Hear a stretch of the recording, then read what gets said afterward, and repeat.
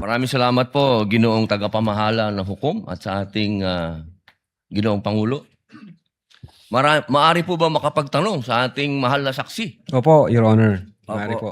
Ang una ko pong katanungan sana ay taga saan po kayo na lugar, na probinsya? Tacloban, sir. Tacloban. Tacloban City, Opo. sir. Kayo po ngayon ay Regional Director ng NBI sa BARM. Yes, sir. Opo. Yun po ba ay isang promosyon para sa inyo na madala sa BARM? Dahil totoo po ba na kayo ang tinatawag na Golden Boy ngayon sa NBI? I cannot comment on that po, Your Honor. Kasi po ang Nasa BARM po ako. Wala ho ako ngayon sa Opo. main office, sir. promotion po ba yon? Yung napunta kayo sa BARM? Balita ko po kasi ilang beses na kayo na-promote sa NBI. 12 years na po kayo no, sa NBI. Yes, sir. Opo. Ilang beses na po kayo na-promote? Since na pumasok ko ako sa NBI, Opo. sir. From investigation 1, 2, 3 noong 2015, 2016. Well, nung mula ako na pumasok ako sa academy, from investigation 1 hanggang ngayon sa regional director, sir. Ilang beses po yan? Sa isang taon po Sa isang taon? Anong taon po, sir, ang tinutukoy nyo? Bago po kayo napunta sa BARM. Bago ho ako napunta sa BARM, regional director po ako ng Mimaropa, May Maropa. Region 4B, sir. Opo. Kayo po ba ang pumili sa BARM? Na Hindi kayo po, mapunta sir. to? In the Opo. exigency of service, doon po kami nilalagay kung ano ang tingin ng direktor na makakatulong kami sa bureau. Bakit po kaya naisip ng direktor na sa BARM po kayo? Meron po ba kayong, sa tagal nyo po, sa NBI, 12 years, meron po ba kayong na-encounter na kaso ninyo sa NBI? Kayo po mismo na-filean ng kaso?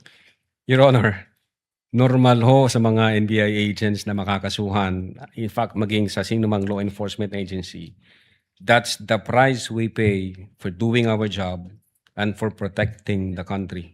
As a matter of fact, in the NBI, Your Honor, we avoid the noise. We just finish the job. So sir. ano po yan? Yes? Yes po yan? Yung sagot nyo? Yes? Normal ho yan yun sa amin. So sir. yes po? Attorney Loto, kindly answer the question. Yes, sir. Oh yes. Ano pong, pwede po bang malaman kung ano pong mga naikaso sa inyo? Well, wala ho pa akong natanggap na official case galing sa ombudsman, pero may nakita na ho akong complaint na binigay sa akin from NBI.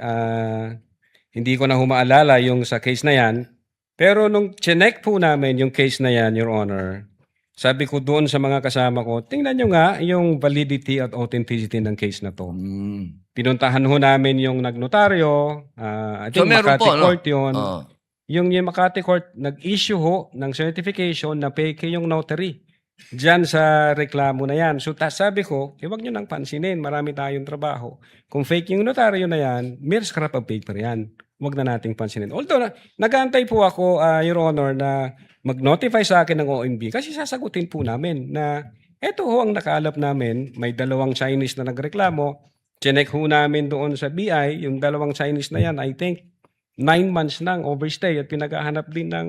Ano pong kaso po Bureau of yung Immigration. ipinatong sa inyo? Anong kaso? Hindi ko maalala, Your Honor. Meron ho, may mga kaso ho doon na nakalagay. Pero again, sabi Wala ko po nga, kayong isa kahit maalala na ipinatong sa inyo?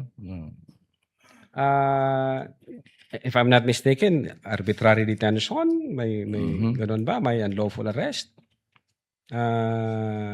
Wala ho sa akin ng record kasi nga, sabi ko nga, nung makita namin na fake yung notary, hindi na ho namin binigyan ng pansin, Your Honor.